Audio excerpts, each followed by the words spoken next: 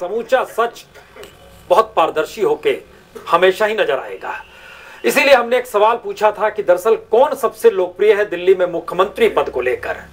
इसमें नरेंद्र मोदी का नाम नहीं, क्योंकि वो प्रधानमंत्री हैं, तो जाहिर है ऐसे में कई नामों का जिक्र आया। उसमें सबसे ऊपर अरविंद केजरीवाल। इसमें दो चीज बतला दें हम आपको। आप देख पा रहे हैं दिसंबर 2014 और चेहरे के आसरे वोटिंग होनी चाहिए। हमें लगता है ये सवाल नेताओं से पूछा जाए, जनता से ही शुरू। सब चेहरे याद हैं उन्हें हेडगेवार, गुरु गोलवलकर याद है? नहीं, उन्हें वो याद नहीं है। नहीं याद है। ओके, ये बड़ा मुश्किल सवाल है। हम आ रहे हैं आपके पास, बताइए चेहरे मायने रखते हैं? बिल्कुल। अगर दिल्ली में चुनाव हो रहा है तो दिल्ली में लोगों को एक चेहरा चाहिए, तीनों पार्टियों से चाहिए, और उनको देख के ही दिल्ली के लोग वोट करना चाहेंगे। इससे नहीं मतलब है सर। बिल्कुल मतलब है। लड़ जाइए आप बताइए चेहरा मायने। चुनाव आए हैं और चुनाव पर ही सारी आस भी टिकी है, लेकिन किसी एक पार्टी पर आस नहीं है, सिर्फ अपने दिल का दर्द है। श्रीकांत जी,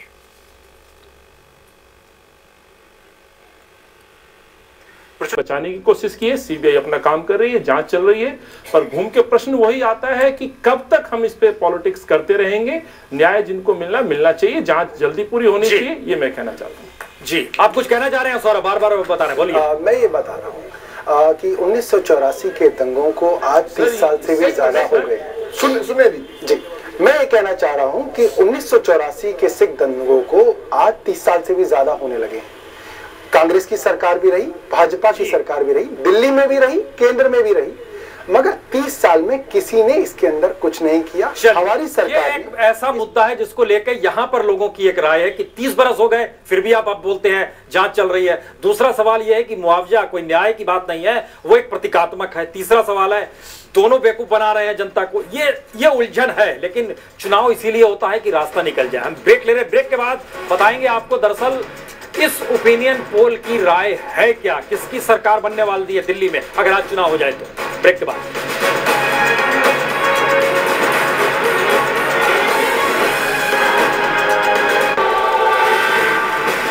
और केंद्र सरकार के 7 महीने के कार्यकाल में वो भरोसा विश्वास और मजबूत हुआ है, और उसी का परिणाम है जो मेरे मित्र पूछ रहे थे जॉब्स के बारे में। तमाम ऐसे शब्द हैं जो नरेंद्र भाई मोदी जी के पर्यायवाची शब्द हैं। मतलब मोदी जी मतलब अंतर्राष्ट्रीय स्तर की सड़कें, कृषि की विकास दर 2 अंकों में, औद्योगिक विकास दर 2 अंकों में, बेरोजगारी नाक के बराबर, आतंकवाद को लेकर 0 टॉलरेंस, भ्रष्टाचार को लेकर 0 टॉलरेंस। ये तमाम ऐसे चीजें हैं जो नरेंद्र भाई मोदी के पर्यायवाची शब्द के रूप में जान जाती हैं।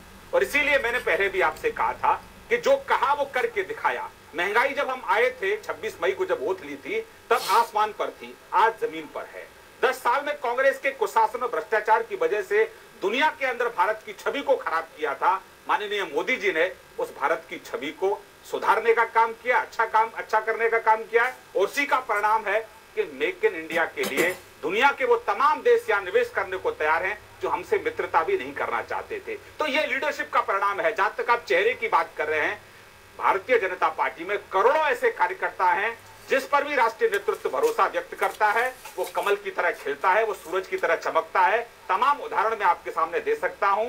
शिवराज सिंह चौहान उसके उदाहरण है, डॉक्टर रमन सिंह उसके उदाहरण है, मनोहर पारेकर उसके उदाहरण है। तो तमाम ऐसे उदाहरण हैं जिन पर दाव लगाएगी केंद्रीय नेतृत्व, वो कमल की तरह खिलेगा, सूरज की तरह चमकेगा। बिल्कुल बिल्कुल आपने कहा और यहाँ तालियां बज गई। लेकिन 2 चेहरे जो राजनीतिक दल से आपका विरोध कर रहे हैं उसमें आप कह रहे थे जयप्रकाश अग्रवाल जी मुस्कुरा रहे थे और आशुतोष लगातार गंभीर बने हुए थे। तो बात सिलसिलेवार तरीके से की जाए, आशुतोष इतने गंभीर क्यों थे जब आप ये कह रहे थे? तो देखिए आशुतोष, जवाब लेने इस देश के अंदर एक सेकंड यूपीए पूरा नकारात्मक राजनीति का सिर्फ सांकेतिक रह गया है। नकारात्मक राजनीति करना इनका ध्येय है, इसके अलावा यार कुछ नहीं कर सकते। यूपीए की बात कर रहा हूं जिसमें आम आदमी पार्टी भी आती है। देखिए प्रसून जी, 2 बातें मैं कहना चाहूंगा। पहली बात ये कहना चाहूंगा, आजकल टीवी स्टूडियो के अंदर एक नया ट्रेंड शुरू हुआ है कि बीजेपी के एक नहीं 2 प्रवक्ताओं को आप सामने रख देते हैं। आम आदमी पार्टी से तो बेचारा एक अकेला मैं ही बैठा हूं, खैर वो कोई चिंता की बात नहीं है। दूसरा, श्रीकांत जी जो है वो भी बीजेपी की तमाम उपलब्धियां गिना रहे, जो कहते हैं सो करते हैं। इन्होंने विधानसभा चुनाव दिल्ली के अंदर बिजली के दाम 30% कम कर देंगे। आज तक बिजली के दाम 30% कम नहीं हुए, बल्कि बिजली के दाम बढ़ गए हैं। इन्होंने कहा भ्रष्टाचार कम कर देंगे। जिस सरकार में तो आपके 49 डेज में ईमानदार अफसर को तो दिल्ली में हमारी सरकार ही नहीं है किया, जो बीजेपी के खिलाफ पर्दाफाश कर रहा था, स्कैम का घोटालों का पर्दाफाश कर रहा था, और उस आदमी को लाके बैठा दिया गया जिसने उस ईमानदार आदमी को हटाने का काम किया। मुझे लगता है प्रसून जी आपके बैंक खातों में भी 3 लाख रुपए कम से कम आ गए होंगे। बीजेपी ने कहा था, नरेंद्र मोदी जी ने कहा था कि 100 दिन के अंदर काला धन लेकर आएंगे, तो हमारे ख्याल से अब आपके खाते में भी 3 लाख आ गए होंगे और श्रीकांत जी के खाते में 15 लाख के आसपास आ गए होंगे। इन्होंने कहा महंगाई कम करेंगे। 3 दिन पहले टाइम्स ऑफ इंडिया और हिंदुस्तान टाइम्स ने फ्रंट पेज पे स्टोरी की है जिसमें लिखा है कि सब्जी के दाम दिल्ली के अंदर आसमान को छू रहे हैं। इस मौसम में मटर 15 रुपए किलो बिकनी चाहिए, 50 रुपए किलो बिक रही। भिंडी जो 10 रुपए किलो बिकनी चाहिए आज 100 रुपए किलो बिक रही है। गाजर जो 10 रुपए किलो बिकनी चाहिए आज 40 रुपए किलो बिक रही। और ये बता रहे हैं कि जो और अभी कह रहे थे जीरो टॉलरेंस आतंकवाद के मसले पर। 1971 के बाद पहली बार ऐसा हुआ है जब सीमा पर जबरदस्त तरीके से शेलिंग हुई है और हजारों की संख्या में कश्मीर में के बॉर्डर पर रहने वाले लोग अपना जवाब भागे हैं। जब भारत चीन की सीमा पर जब चीन की सीमा पर हमारे सैनिकों पर गोलीबारी हो रही थी तो नरेंद्र मोदी साहब चीन के राष्ट्रपति को अहमदाबाद में झूला झुलैया करा रहे थे। और ये वही लोग हैं कि जब 2 सिपाही की मौत हुई थी तो कहते थे 10 मुंडी लेकर आएंगे। आज रोज सीमा के ऊपर भारतीय सिपाहियों की मौत हो रही है। नरेंद्र मोदी जी चुपचाप बैठे हुए हैं।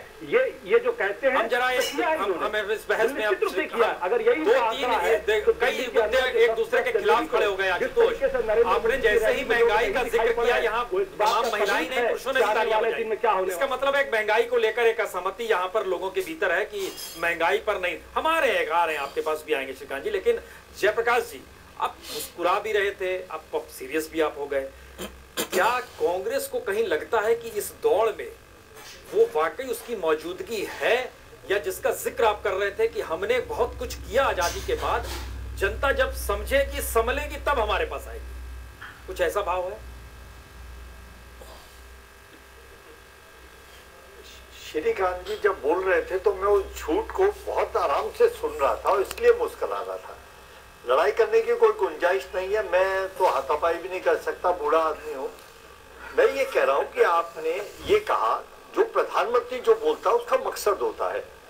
प्रधानमंत्री ये कह दे कि 24 घंटे बिजली देंगे, उनको मालूम नहीं कि हमारी सरकार में पहले से ही 24 घंटे बिजली और पूरा जितना हमें बिजली चाहिए उसका हमें सप्लाई मिल रही है बराबर दिल्ली में, उसकी परेशानी नहीं है। प्रधानमंत्री ने ये कहा कि मैं 2022 तक सारी लोगों को मकान बनाकर दे दूंगा।